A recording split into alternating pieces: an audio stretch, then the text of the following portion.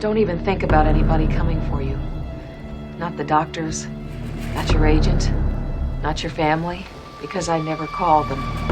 Nobody knows you're here, and you better hope nothing happens to me. Because if I die, you die. Hey, yo, welcome back, friends, to episode 25, part 2 of another thrilling edition of hopefully your favorite podcast, In Madness Pod. It's Shawn the Butcher here with Pt.2. How's it going? Shawn, I'm feeling a little oogie, you dirty birdie. How are you? Mr. Man, I'm great. Thank you very much for joining us. If you've been listening along for the last year and month and a half, or if you're a brand new listener and this is your first experience with In Madness Pod, welcome to the family. You can follow us on the socials, Twitter, Instagram, Facebook, Threads at In Madness Pod. Hit us in the mail sack, inmadnesspod@gmail.com. We want to hear your thoughts about any of the previous either movies we've covered or 0.5s that we've done with cool guests in between. Shout outs to Miss Cherry Delight for recently being on the show. Subscribe to the YouTube, give us that 5-star review, smash those like buttons, subscribe to the In Madness Spotify playlist. We are adding pretty much new music from every single episode. We added Tool Sober from our Fire in the Sky episode because Travis Walton looked like somebody out of a Tool video. Happy In Madness Monday. If you are listening when this new episode premieres, brand new episodes every single Monday. Make sure you tell your friends, spread the madness. We want this family to grow, and I'm having a great time, even though we are in a very claustrophobic situation right now. We are trapped in Annie's house. We are noticing that we are being cared for by a very sick, sad, and unfortunate individual who I do feel for at times because I feel she has very relatable qualities at moments. Sometimes it's what do they say when like there's the videos on Instagram when the internal thoughts take over, and like people do things or say things that they think but they shouldn't do. Annie kind of acts on it all. Absolutely. And listen, Shawn, I love staying inside as much as the next person does and not going anywhere. But this may be the first time we've encountered a situation here on the podcast where I'm like, no, I don't want to stay inside there at all. I want to get out. Let's go to a show. Let's go to a movie. Let's go have dinner somewhere. Let's go roller skating. Let's do anything. Although roller skating would be painful for Paul. It's interesting too, before we jump back in, I guess Paul is a likable character. It's very interesting how we don't get anything. He's not a hero in this, but we don't get anything that tells us they don't sway it like he's a sleazeball kind of guy and it's okay that this is happening to him. I have one favorite most likable character in the movie, and it's Buster. Mm-hmm. Yes. He's the one I feel the most for and feel the worst for. And like, yeah. Poor Buster. But I mean, Paul Sheldon, right? I guess he's divorced and has a kid. Yeah, for a main character, you sympathize for the terrible situation he's in, but I don't know. I felt for Buster more than I felt for Paul Sheldon. Maybe that makes me an asshole. No, I mean, I think we're supposed to have some sympathy for Annie in a way too. I do, because she's got a lot of problems, and there's no official backstory on her. Although, Rob Reiner noted that their kind of informal backstory is that she was definitely abused as a child, and that sort of led to what's going on here. And if you have an unhappy life and you're going through things, you often use fantasy, to recede into fantasy and to create your other situations in your mind to help you get through it. And you might do that as a kid, but then as you get older, you find other coping mechanisms for something traumatic like that. And Annie hasn't found any other coping mechanisms, and the world is moving forward with the use of foul language and all this other stuff, and she's stayed put in that way. But yeah, and we're starting to get her tell us that some other stuff has happened in her past. And we're going to find out about more of that now. But we should probably jump in so our buddy doesn't complain that we're talking too much in the beginning. In our Fire in the Sky episode, my coping mechanism was Mortal Kombat on Genesis when I had to run away because I was unable to watch Fire in the Sky. But to Mhm. just quickly recap from our previous Misery episode, our writer Paul Sheldon has been in a car accident. He's been rescued by an adoring fan, Annie, who ends up being a bit of a psychopath. No one knows where Paul is. His legs are broken and destroyed. She's nursing him back to health, but also shows some very strange sides of herself. She makes him torch his book because he killed the main character who Annie is obsessed with. So she's making him write another book while he's recovering in her house. She also seems to be madly in love with him. Buster, the police officer, is currently on the hunt to find Paul Sheldon. Mhm. We cut the Buster back in the chopper, flying through the air looking for Paul's wrecked car and flying over the same spot he was at where he fell waist deep in snow in our previous episode.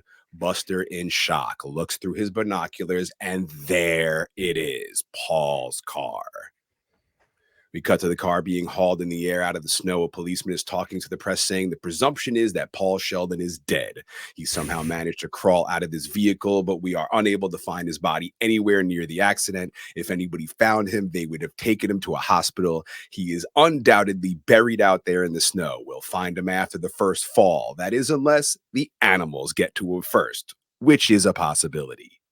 Yeah, hilarious. Yeah, he says the first thaw. So they're just waiting for the snow to melt away and they hope to find him. This is a really funny part in the film, in a film that's gonna make a turn very soon to the horrific.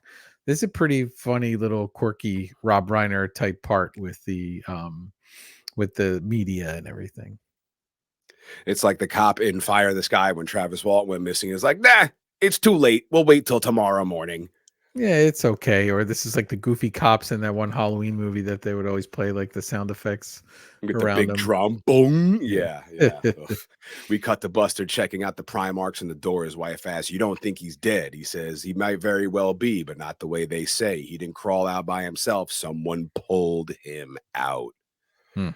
Cut to Paul in bed in the other room. We hear Annie watching Jeopardy. Paul makes a little dime bag out of a piece of paper from his notepad. He takes the pills from out of his pants and begins cracking them open and dumping the contents of the pill into this little baggie he made. We cut to poor Paul just staring at his typewriter. Like, is this for real right now? Am I about to rewrite a whole ass new story? He begins typing away. And what is he typing? Fuck, fuck, fuck, fuck, fuck, fuck, fuck, fuck, fuck. He rips the paper out and begins typing. And then later in the day, he's still feverishly typing away. I guess he's into it now. Mhm. In walks Annie, and she's mad already, handing him a stack of papers he's written. "Sorry, this is all wrong. You have to do it over. It's not worthy of you, except the part where you name the grave digger after me. You can keep that." He appreciates a criticism, but thinks she's being too hasty. She tells him what he's written is unfair. When she grew up in Bakersfield, her favorite thing ever was to go to the movies. Her favorite was Rocket Man. She goes on to tell his whole story how Rocket Man was trapped in a car, going off a cliff. He attempted to escape. The car went off the cliff before he could escape, and it crashed and burned, and she was so upset and excited. Then the next week, they always start with the end of the last week. And there's Rocket Man trying to escape. And just before the cliff, he jumps free and all the kids cheer. But I didn't cheer. I stood up and shouted, "This isn't what happened last week. Have you all got amnesia? They cheated us. It isn't fair. He didn't get out of the cock-a-doodie car." Paul looking at her like she's nuts, telling her they always cheated that way. She tells him, "Yeah, but not you, not with Misery." She tells him this obsessive story about how the last book ended and says Misery was buried in the ground, so you'll have to start there. Cut to later after a long snowstorm. There's Annie proofreading what he's got. He sits there frustrated. He asks if it's fair, and she loves it. Misery was buried alive because of a bee sting and put her in a coma. And he goes on and on about how much she loves it and wants to read each chapter and begs him to tell her more. He says she's going to have to wait. She's so happy and wants to fill a house with love and runs off to play her Liberace records. She asks if Paul likes Liberace. He says he was front row at Radio City to see him, but I'm sure he probably wasn't. And in the book, they call it, Stephen King refers to the gotta, like gotta have it. So Paul starts to realize internally that he can string her along with this book, and he's actually getting a little bit of power over her with this book that he's writing because she's just so into it. And he quickly loses a lot of that power, but he thinks for a few moments that he can just, maybe be in control of this situation. And where is he going to end up? There's a lot of dialogue about does he write this and she loves it and kills him? Does he write it and then he just has to be forever stuck there in the house writing these books over and over just for an audience of one? None of that is clear, because clearly she wouldn't be happy with it ever being over.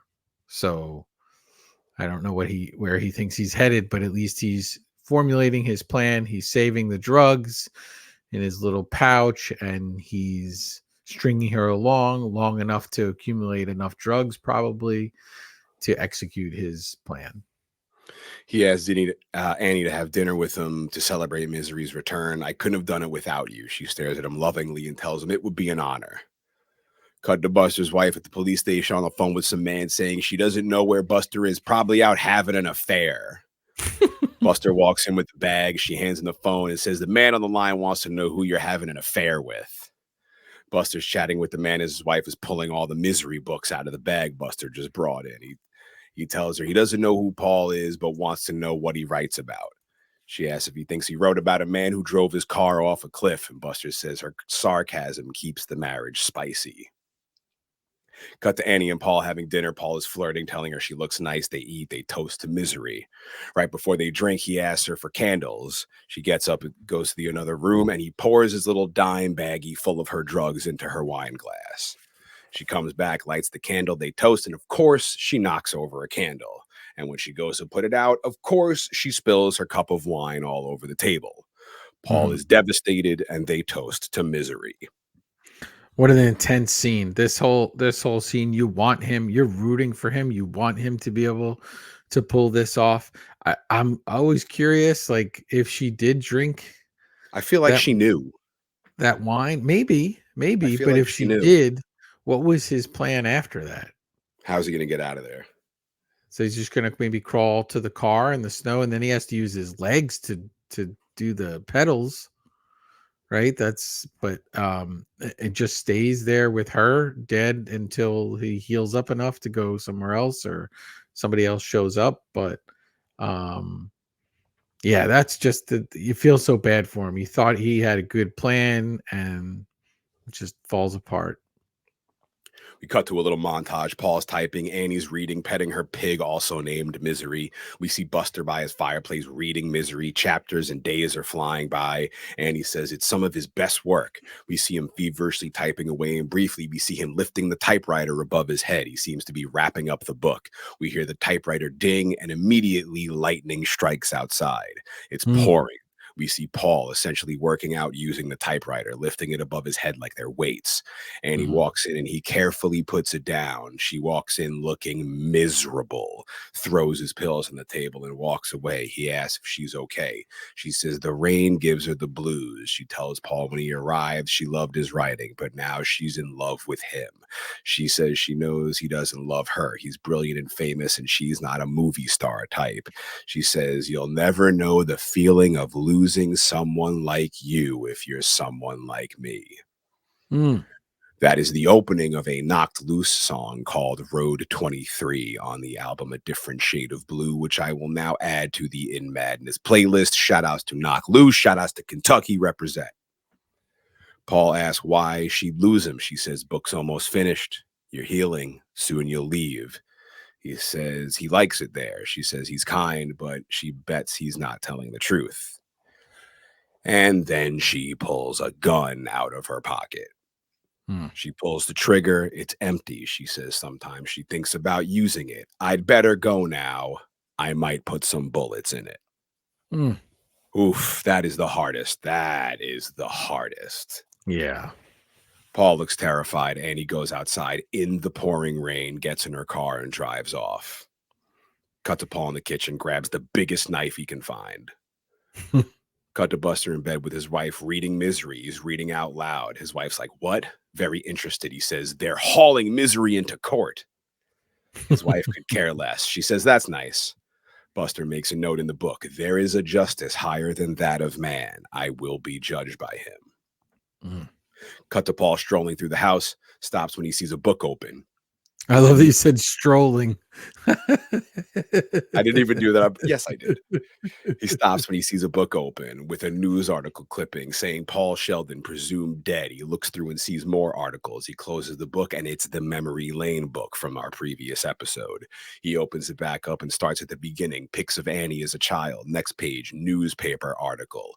Local banker dies. Carl Wilkes Mhm. plunges to death. Uh-oh. Next page, top nursing student falls to her death. Uh-oh. Next page, Annie Wilkes nursing school honors. Next page, another article, Annie Wilkes to head intensive care unit. Next to it are obituaries and an article that says used car king suffers fatal stroke while at hospital. Next few pages, vet pediatrician dies in coma in local hospital. Wilkes named county's head maternity nurse.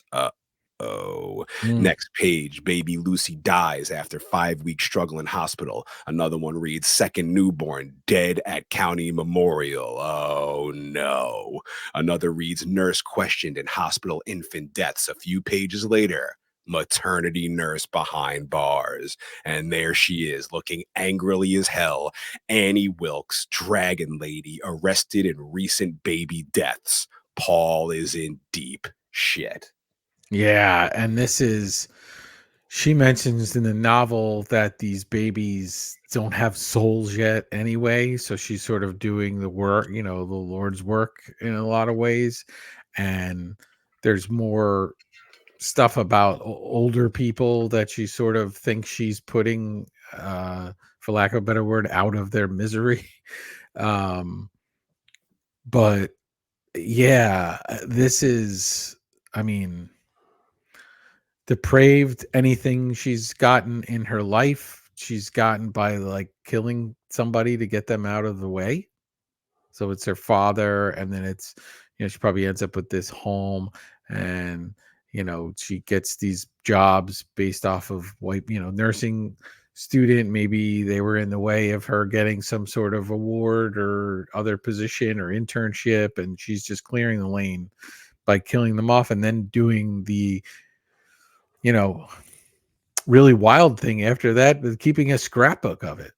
It's essentially keeping all evidence of her as this person in one clear. This is a dream, Shawn. These detective stories that I love so much, if it was all just in one book that the killer kept Well, they do themselves. say, I mean, every serial killer book, I mean, I heard Ted Bundy used to keep like licenses. They all keep like a thing. Yeah. They all have a box of things that completely implicates them in the crime.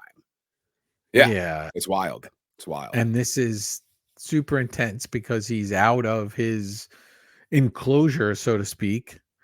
And then he sees this awful news, and again, remind ourselves, he can't go anywhere, he can't get out of the house, he can't do anything, there's no vehicle there, there's no neighbors nearby. Super intense. Isolated in horror. He's laying in bed. He's practicing his move. He's got his arm in the sling, and quickly he whips out the knife. He keeps practicing. Annie comes back home. She approaches Paul's door, stands in front of it, but doesn't enter. She goes in her room and puts on the TV. Paul takes out the knife out of the sling, puts it in between his mattress, and says, "See you in the morning." Mm. Paul passes out, wakes up groggy, looks to his left, and boom, there's Annie looking pissed. And the thunder cracks and the lightning shines off her face. She is Right. in villain mode. Right, this is our jump scare. This is a big jump scare in this movie. It gets me every time I see it. She grabs Paul's arm, injects him with a needle. He passes out and she leaves. He wakes up in a daze, and there's Annie strapping this dude to the bed. She tells him she knows he's been leaving his room. We get a shot of her looking down, speaking to him, and we can see his hand creeping between the mattress, looking for the knife. And she goes, she always keeps her little ceramic penguin pointing due south. We see him fumbling for the knife, and she pulls the knife out and says, "Is this what you're looking for?" Uh-oh. She then shows him she found the hair clip he used to pick the lock. She knows he saw her scrapbook. She tells him, "It's okay. It's so clear." She realizes that he needs more time. Soon he'll accept the idea of being there. She asks Paul if he knows of the early days of the Kimberly diamond mines. You know what they did to the workers who stole diamonds? They didn't kill them. They had to make sure they kept on working, but also that they wouldn't run away. The operation was called hobbling. And this, my friend, stealing your line, brings you to my milking of the alpacas moment, and easily the most famous scene in this film, and never duplicated since. And in a movie that gets Academy Award nominations and stuff, this is a pretty horrific scene to be in that film. This crazy bitch takes a piece of wood and puts it between his strapped up feet by the ankles. He begs her not to do whatever she's going to do. Slowly, she lifts a goddamn sledgehammer. He begs her not to, and she says, "It's what's best," and sledges this dude's ankle, turning his whole foot and ankle 90 degrees. He screams in agonizing pain. She says, "Don't worry, just one more." She goes the other foot and she gives it the business as well. And Paul is fucked, screaming in pain. The camera zooms in on Annie's face and she says, "God, I love you." Oh, and this, what's funny about this scene is you would swear that you saw her hit both ankles, but you don't. It's only one, and then they kind of cut away, but we fill in the rest with our brains. And they, on the Eli Roth's History of Horror, they kind of go into it a little. One of the guys who worked on the visual effects, Greg, I don't know how to say his name, and Nicotero, Greg Nicotero. Yeah. He goes like into famous, yeah. Yeah, he's super famous, so I look like an idiot by not being able to pronounce his name, but that's okay. He goes into this scene and he says, here the quote is, "So the way we designed that scene, we made these fake legs out of gelatin with PVC pipe in them, with hinges in the ankle, and we had a cable on them so that we could pull the cable when she swings a sledgehammer.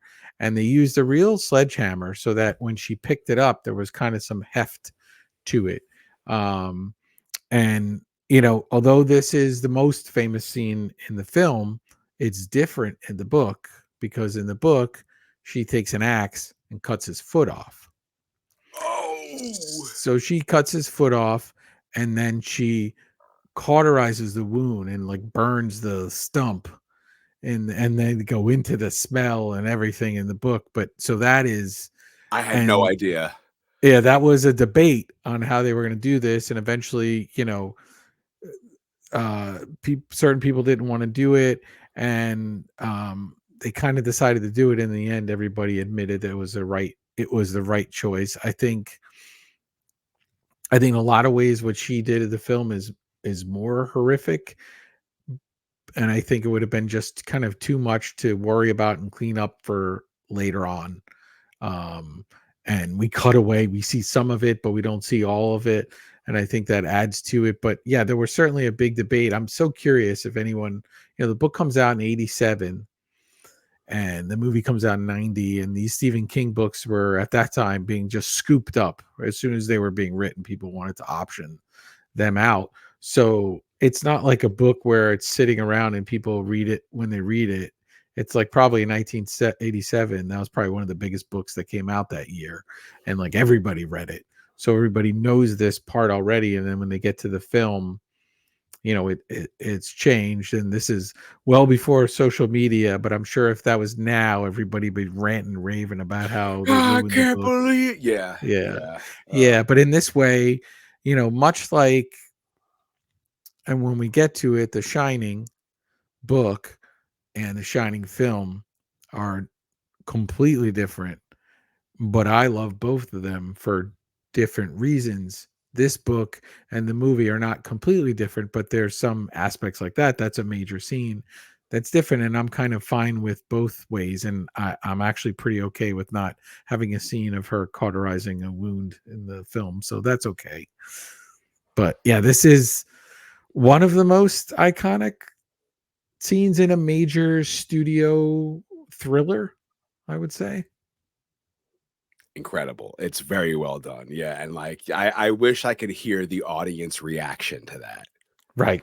Yeah. Yeah. It was a lot. I know when I saw it, I already knew it was coming. There was just no way to. And again, watch the trailer. You get everything in the trailer, but there was no hiding it. The buzz was there. So and everybody was sort of ready for it, and everyone has an idea of what it is, and when you ask them, they describe it, and they always describe it more than it actually is in the scene, but our brain just kind of fills it in. We swear we saw her hit that second ankle, but we don't actually see it. We cut to Annie driving to town. She's right outside Buster's police station and almost collides with another car. She loudly honks her horn, which gets Buster's attention. He looks out the window and sees Annie get out of the car and yell, "You cock-a-doodie!" Buster sort of gets excited and runs outside to watch Annie. She pulls up and goes to a shop next to the police station, and Buster looks like he's got an idea. His wife is going through papers all over his desk, and he yells at her to leave it. He starts fumbling through the papers. "How many times do I have to tell you I have a system here?" He's asking for a thing. "What thing?" "The thing." And then he yanks out his little Post-it note, the paper that says, "There, right where it should be." Oh, he's like, "There, right where it should be." She asks what it is, and Buster says he's not sure. It might be nothing. His wife says she's glad he found it then. And then he says, "There's that spice again." They have a great dynamic, those two. Yeah. Buster heads to the library. He's looking through these enormous books and sees an article about dead babies. He digs further and sees Annie's angry picture in an old newspaper. Other articles call her the Dragon Lady and that she says she claims innocence. Buster zooms in on a quote Annie told reporters on courthouse steps: "There is a justice higher than that of man, and I will be judged by him." And on top of it, Buster lays down the note he wrote to himself in bed with the exact same quote. Annie pulls back up to her house. Paul is staring at his broken feet. Annie is outside with the pig, and she says, "Hi, pumpkin," happily to Paul, who looks out the window angrily and flips her the bird. And she goes, "Oh, you're such a kidder." Buster walks into a local shop to talk to the clerk. He says if there's any new Paul Sheldon books. They had a batch that sold out in 3 days. Buster asks if Miss Wilkes bought one.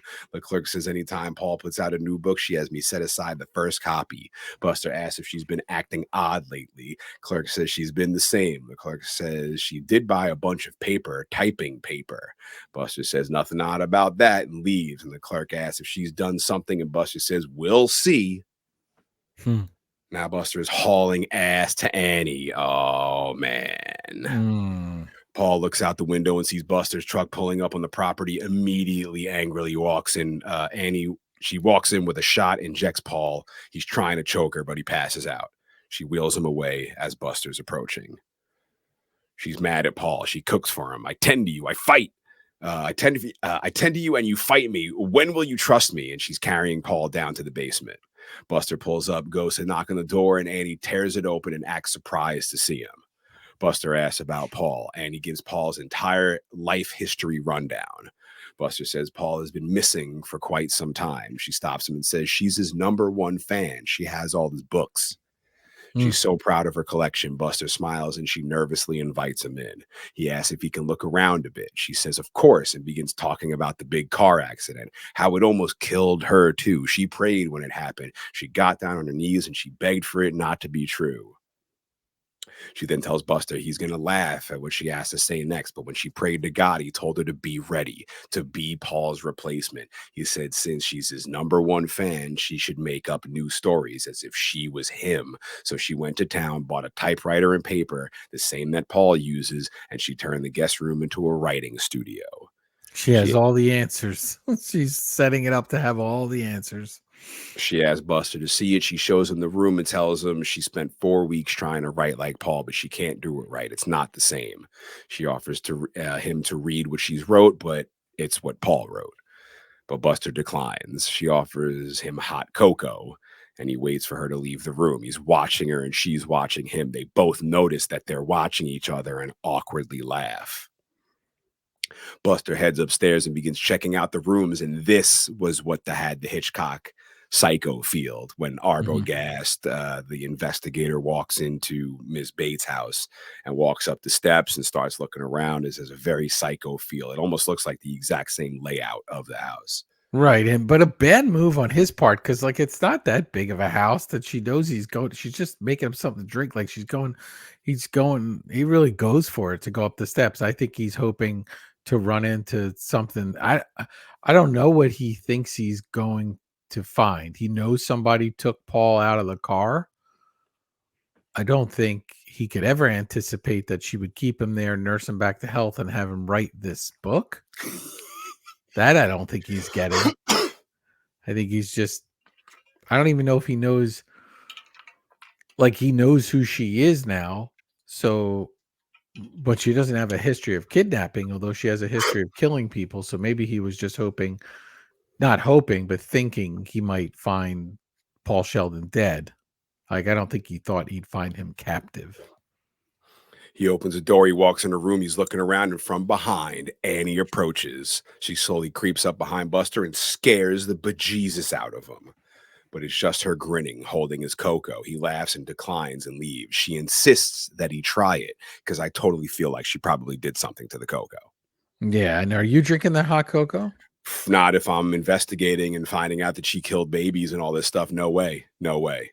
But you're also not a hot liquid person. So do you drink hot cocoa at all? I could do a couple sips. I can't like sitting there drinking a whole cup of hot cocoa. That's like drinking a stout. Like it just sits there and I'm like, I can't. No stouts, no hot cocoa. I'll do sips, couple sips. Buster walks out the door. Annie closes the door, and her whole face shifts from delighted to angry.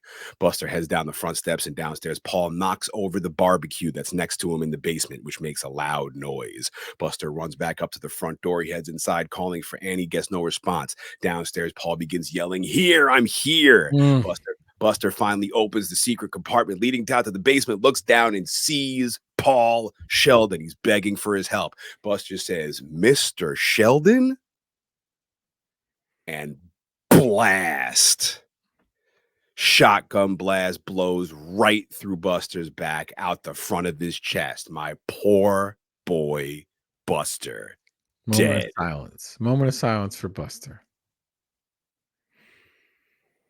And so in the book, this part is a little bit different. You like that moment of silence? That's good. That was good. People listening in their car be like, "Why'd they get so quiet here? Is there a problem? Did He's he my mute favorite again?" character in the whole movie. Yeah, he was dead awesome. now. Yeah. So it's a little different in the book because it breaks this up into a couple parts. So a trooper shows up at the house and Paul Sheldon throws some sort of, I think it's an ashtray or something out the window and breaks the window. So the trooper is wondering what's going on, but he's there with a picture of him showing him to her. And then Annie kills the trooper by stabbing him with a makeshift cross that was on the grave of some animal that had passed. I think maybe one of the other pigs that she had or something. And then proceeds to run him over with a ride-on lawnmower. Oh my God. So we get that depravity. He ends up in the cellar where he's at now later on in the book, and the grill is there. They call it like a barbecue pit or whatever in the book is there as well. And that's a plot device too that we see in a little bit. But yeah, and I think the trooper she kills and runs over the mower, I think she throws it down in the basement too. So it's down there with Paul at one point as well, the body and everything. She also, just to throw this in there, at one point in the book, cuts off his thumb, puts it on a birthday cake, brings it to him, and then if he promises to be good, he doesn't have to eat the special candle, which is his thumb. Yeah. Ugh. Twisted. So he's missing a thumb and a foot after this is over. That's brutal. There's Annie standing behind Buster, holding the shotgun. Buster is laying dead on the steps. Annie tells Paul not to feel bad. It was going to happen sooner or later. It's a sign. I've known why I was chosen to save you. You and I were meant to be together forever. Now our time in this world must end. Mm. Oh. She says, don't worry, I've prepared for what must be done. I put 2 bullets in my gun, one for you, one for me. Darling, it'll be so beautiful. She walks out of the basement. She comes back to the top of the steps with a needle in one hand, a gun in the other. And she says, don't worry, I love you. And Paul says, I love you too. And she stops in her tracks. He tells her they are meant to be together and I must die so that misery can live. We have the power to give misery eternal life. We must finish the book. And he says, the time is now. Soon others will come. Paul says the book is almost finished. We need to give misery back to the world. Annie heads back upstairs out of the basement. Paul shoves the can of gas to light the barbecue in the back of his pants. And Annie says she'll make him something to eat. We cut to Paul typing. He's finishing the story. We see what he's typing. And now I notice it that none of the words in the story have the letter N because the N is missing on the typewriter. It's pretty funny. Yeah, and I think in the book they kind of have him. He's going to promises to go back in and just sort of like handwrite them in and fill them in. But yeah.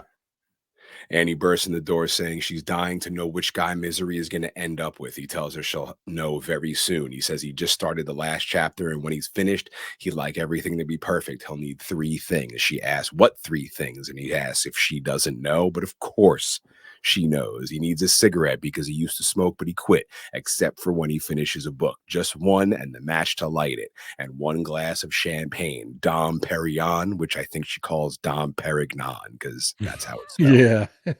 She leaves delighted. Paul continues on with the book. He calls for Annie because he's almost done. She's beyond excited to find out which suitor will claim Misery's heart.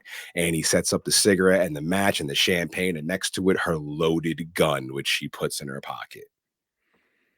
She walks into the room and Paul finishes typing. She asks if she did good. He says perfect, except for one thing.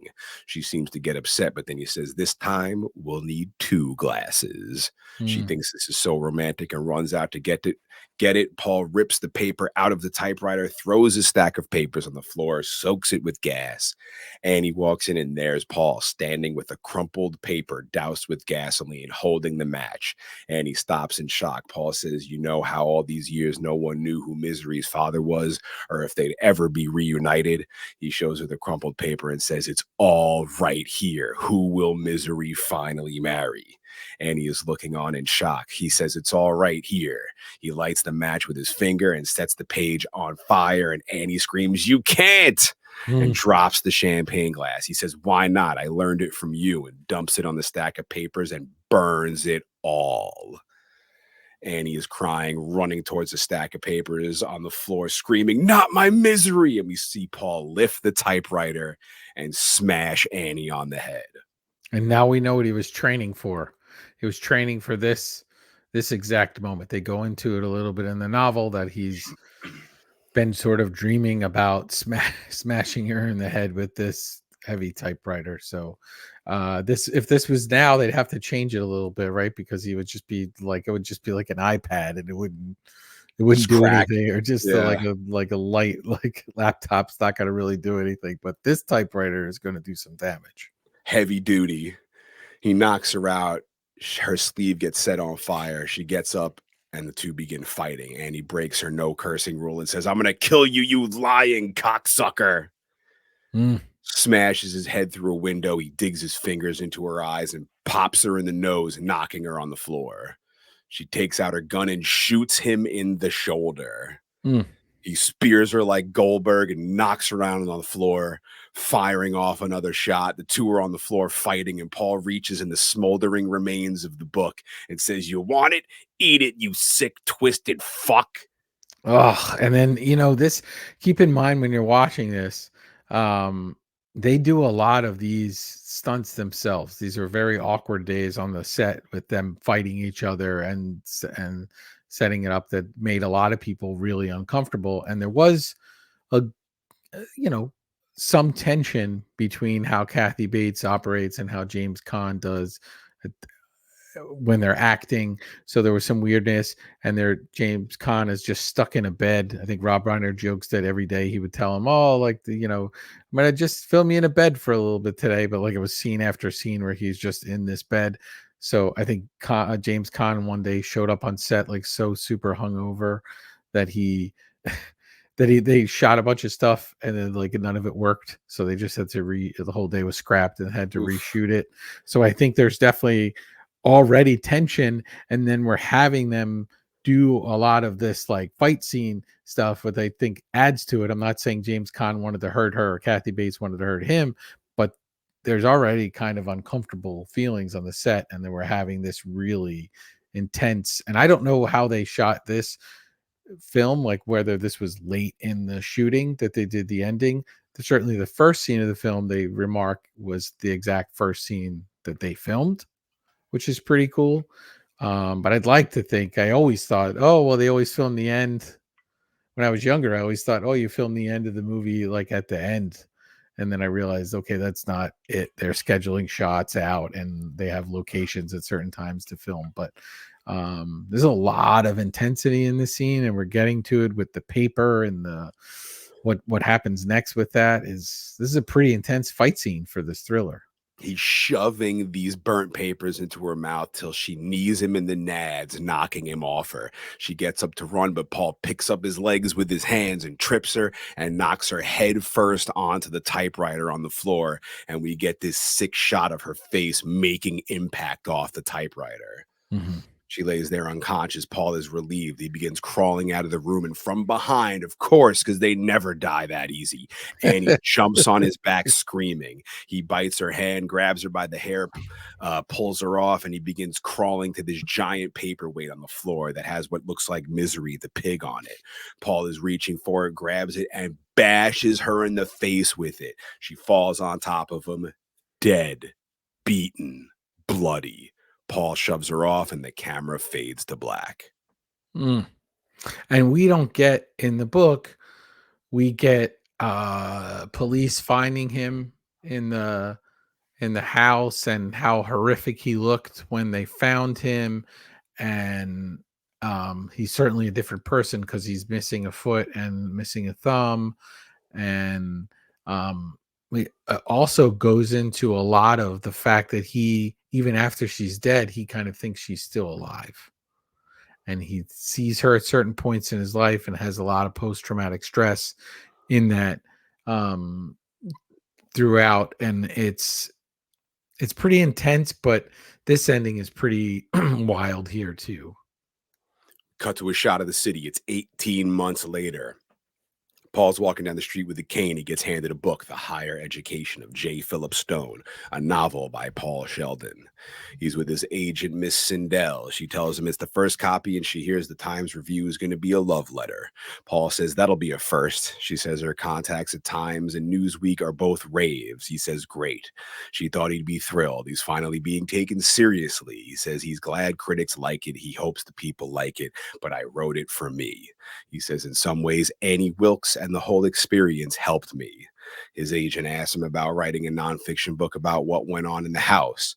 Paul says, if I didn't know better, I'd think you were asking me to relive the worst horror of my life just so we can make a few bucks.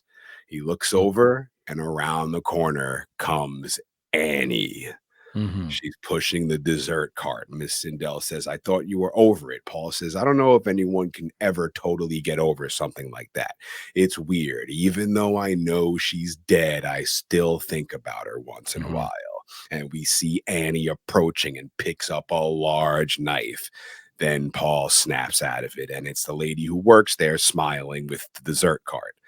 The lady says, excuse me, I don't mean to bother you, but are you Paul Sheldon? He says, yes. And she says, I just want to tell you, I'm your #1 fan. Mm-hmm. Paul smiles and says, that's very sweet of you. And his smile fades to sort of a disgusted smirk. Roll credits. The end. Yeah. And so he writes that book, Shawn. I'm going out on a limb. That book's a hunk of crap that he wrote after. Garbage. Has to be. That's not the book that anybody wants. They No. want the book about his situation. absolutely want that book. This is him getting artsy fartsy and writing whatever he wants to write. And there's just, that's not what anybody wants to hear from that guy. In the novel, in the original novel, he doesn't burn the manuscript. He burns some papers with the title page and sort of hides it. And so they release that book. They release the Misery book that he wrote, and it's obviously a huge success. And that they still want him to publish what happened, but he doesn't want to because he's so tortured by it. And just like he sees Annie there in the restaurant, he sees her when he enters his apartment, and there's a whole situation where it's actually the cat, and he's getting these traumatic experiences. But I think this was changed because Rob Reiner is working through some stuff for himself about becoming a director after acting on All in the Family. And it's nice to be able to say, well, the artists got to make the piece of art that they really wanted to make, and they didn't have to fall back into what they wanted to get out of in the first place. And I think King writes it that way in the book to just say, I am Stephen King.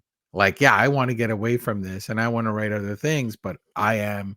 And we know, King writes under the Bachman name and stuff for a little while where people don't know it's him. But the book is kind of in that way even more sad because he's not going out to write the great American novel afterwards. He's just like, okay, I guess this is the book that has to come out. They do remark that it's probably his most well-written Misery book, although the fans of that book probably weren't going to notice or not going to care. They're just going to want to figure out how Misery could come back from the dead. And there is parts in the novel that go into the book itself, and there's passages from the book he's writing. But yeah, I kind of, that other book that he put out is not going to be very good. No, not one person. Even the title seems just boring. Sorry, dude. Yeah. But I love this movie. It is very clever and it is very well done and it's very well shot. Everything with her shaking the piss over him and just like this guy, it's like there's funny parts to it. The Buster and his wife thing. You're happy, you're sad, you're laughing, you're cringing. There's like the twisting of the foot. It's got a little bit of everything, and it is really good. It's not like Saw, and it's not like it has that same kind of tension, but without all of like you can do it in such a cool, clever way without really having to. It's different types of tension, but you kind of feel it the same way. It's just the way she's shot with the lightning off her face, and it's like she's like looking down at the camera, so it's always like you're looking up at her and she's half in the shadows. It's just brilliantly done. I never read the book. I have yet to read the book. And so this is the part where I have to ask you a really important question. Uh-oh. All right. So the original trailer that they do is set to Little Drummer Boy. Okay. And they talk about what Stephen King and Rob Reiner are bringing it to us for the holiday season. Oh, God. Is Misery a Christmas movie? No, I'm saying no. Okay. I'm saying because there's not even one. Is there one? Is there one reference to Christmas? There isn't. There isn't. No. We just know it's cold and snowy. Does it take place over a period of 7 months? Or is it longer? I don't know. They don't even hint to a timeline. No, because it does start to get rainy and there's not snow anymore, but then we get some snow after it. So No, I don't know. I don't think we can loop Colorado's 7 seasons. into this, and I don't think we can loop. It's not I gotta ask. Listen, we gotta ask on all of them. They put Little Drummer Boy in their trailer for this film, and it's just because they're releasing it around holiday time, obviously. But I was like looking to see if there was even one decoration that was, her house is nicely decorated, but I don't see any Christmas decorations. Right. And the one thing we missed is when he's going through the house and the penguin drops. When he puts it back, she points out later on that it was supposed to be pointed south. Due south, yeah. Yes. Yeah, no, we brought it up. We mentioned Did that. we bring that up? Yeah. Oh, okay. So I missed it in my head. Too much shite. Yeah, I had too much shite. You know what it was? I was like picturing the penguin compared to the book and the movie, and because it's on a like a iceberg or something in the The novel. But second he dropped it and put it back, I didn't even originally know that, like, what way it was, but immediately I was like, "He's getting busted because of that penguin right there." oh yeah, so it's Yeah, funny if you watch it back, you see it's facing the opposite direction of all the other yeah. like little things that are there. So all the other knickknacks. So in the book, it's interesting. This is the last. She has this whole plan where she puts like her hair on things. So like if you move something or you open it, the hairs will break, Oh my god. right? So she has them throughout the house. There's Booby also traps. Yep. rats in the cellar, and he talks about that. And at one point in the book, he's down in the cellar in the dark. She has to put him there and can't trust him, and leaves him with just like a needle if he wants to take care of himself. But like he's there and he can't move, and these rats are kind of coming out, eating from his food tray Oh and stuff my like that too. But god. the thread thing is the hair thing is really interesting. I don't know how you would do that in the movie unless you showed her like cutting pieces of her hair off, like that would kind of add to it. Um, but a visual of her, so she's on that memory lane book. There's threads on, there's hairs on it, so that she knows that he opened it, or so yeah, she booby trapped the entire house. I don't think for him. I think she just did it. Yeah, yeah, yeah. Yeah. She's like obsessive compulsive. She probably like turns light switches on a bunch when she goes in, and yeah, she's very any I do, you do sympathize. You do sympathize with her a little bit just because I mean, she's insane, but she's like clearly like needs help that she's not getting, and has an anger issue, which is very relatable, and Hmm. has control issues. And I mean, but the fact that she's just murdering babies and murdering husbands and murdering people, it's just she's gone off the deep end. And I And don't know how she living there with people not being like the dragon lady lives there. They in the book they kind of know it a little bit more towards the end, but in the movie it's not. When the sheriff goes to her house, he's only going there because he connected what she said, right, to the trial and what he found in his research and what was in the misery book. That's the only reason he went there. It wasn't his first go-to, like, mhm. hey, there's this late, Yeah, what this other guy's missing. psychopathic murderer lives around here? Yeah. Yeah, like, but maybe that's the first door you knock on when somebody goes missing Somebody's like that. missing. Who do we check? The murderer? Yeah. Nah. Oh, Buster. But let us know what you thought of this Is that all your film. bits? Did you get all your I gnarly got bits all my in? bits in. Yeah, yeah. And I feel like there's more from the novel, but I've given away a lot away. I would highly recommend reading it or doing it on Audible. The version on Audible that I listened to, the person who reads it, she is absolutely fantastic at it. Give her a shout And out. I don't know her name off the Oh, top of my okay. head, but there's your shout out. I don't know, but she's really, really good at it. If you look it up on Audible, you can listen to a sample. And I thought that was great. It seems like it'd be also like just a really easy read if you're reading it yourself. It's a book, right?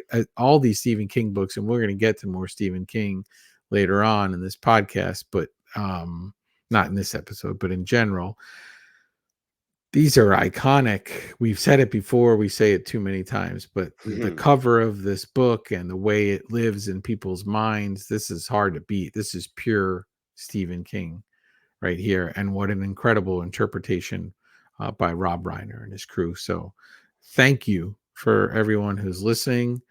We appreciate it. I should give a plug and say, hey, I'm Vertebrae 33 at Vertebrae 33 and all the social. Check out my merch at Hot Topic. Go buy a shirt. Let me know you bought it.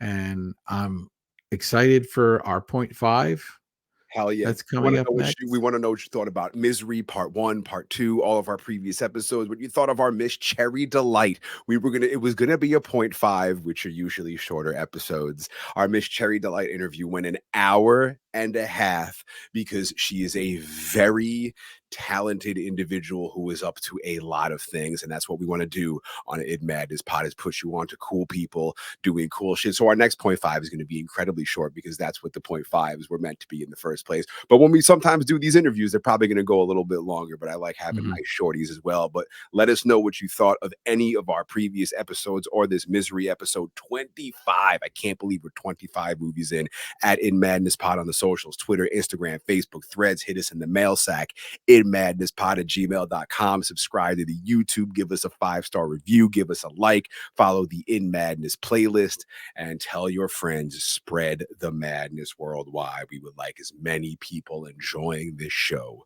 as humanly possible. As much as you enjoy it and as much as we enjoy doing it, I'm looking forward to our next 0.5.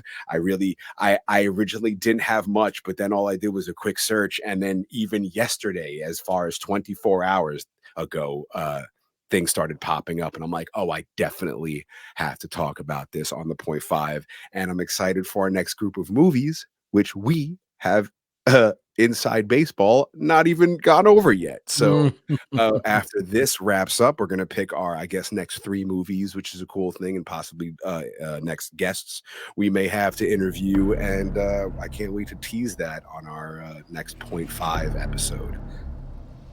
Awesome. Thank you guys very much. Everyone be good. Dirty birdies. We'll see you next week.